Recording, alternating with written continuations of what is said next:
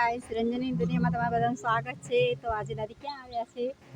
તો આજે છે 11 અને એ પણ અધિક મહિનાની। તો હવે અધિક મહિનાના દિવસો રહ્યા છે 4। તો દાદી આખા મહિનામાં ક્યાંય ગંગા સ્નાન માટે ગયા નથી।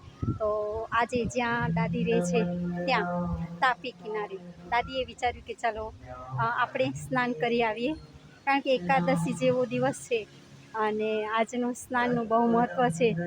તો એમ વિચારી અને દાદીએ ઘરના બધા કામ પતાવી અને આજે દાદીએ ઉપવાસ પણ રાખ્યો છે। તો કીધું ચાલો આજે આપણે દીપદાન કરી આવીએ, વનભોજન કરી આવીએ અને તાપી નદીમાં જઈને સ્નાન કરી આવીએ।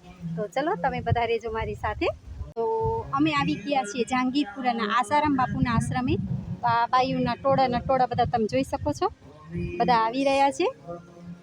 અને બસ આ બધા જ આજે એકાદશી જેવો પાવન દિવસ છે એટલે બધાએ વિચાર્યું કે ચલો જઈ અને સ્નાન કરતા આવીએ।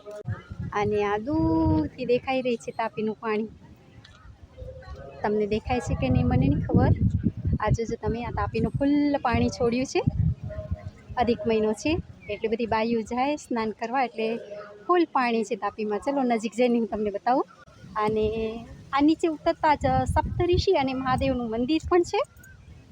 તો અહીંયા આપણે અંદર એન્ટર થતાં જ સિદ્ધ તપ્તેશ્વર મહાદેવ મંદિર આવે છે અને અહીંયા છે સપ્તઋષિ। તો આપણે પહેલાં જઈને સ્નાન કરશું, દીપદાન કરશું અને પછી અહીંયા મંદિર આવીને દર્શન કરશું।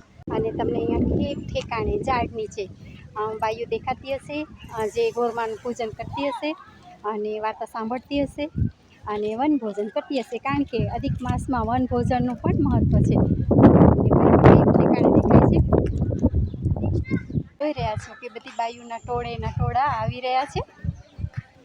ફાઇનલી આપણે તાપી નદીએ પહોંચી ગયા છીએ અને તમે જોઈ શકો છો કે પાણી ભરપૂર છે અને અહીંયા કપડાં ચેન્જ કરવા માટે પણ એક એવું સરસ નાનું પાર્ટીશન બનાવ્યું છે અને કપડાં ચેન્જ કરવા માટે બી રૂમ છે।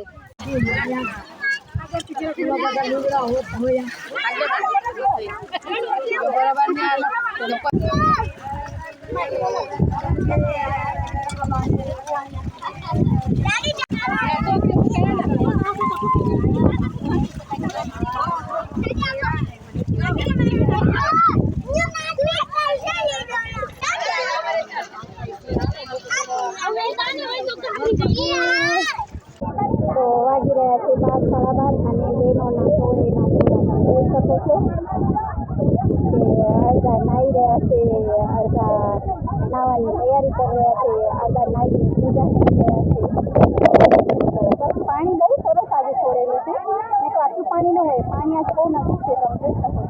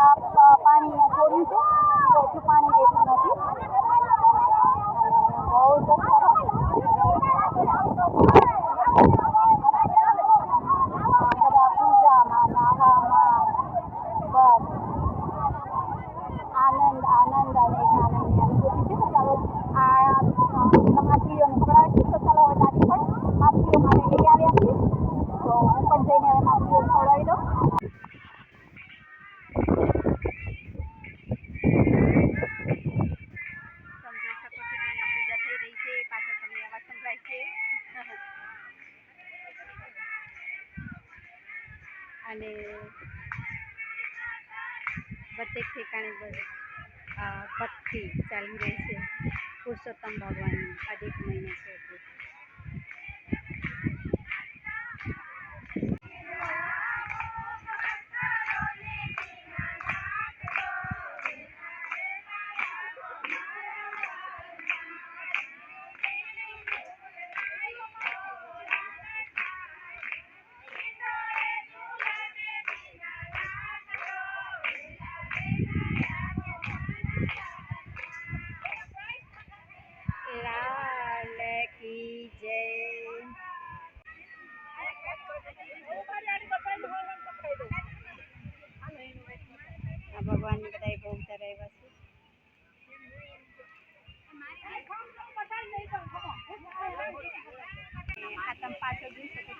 બધા વનભોજન કરી રહ્યા છે.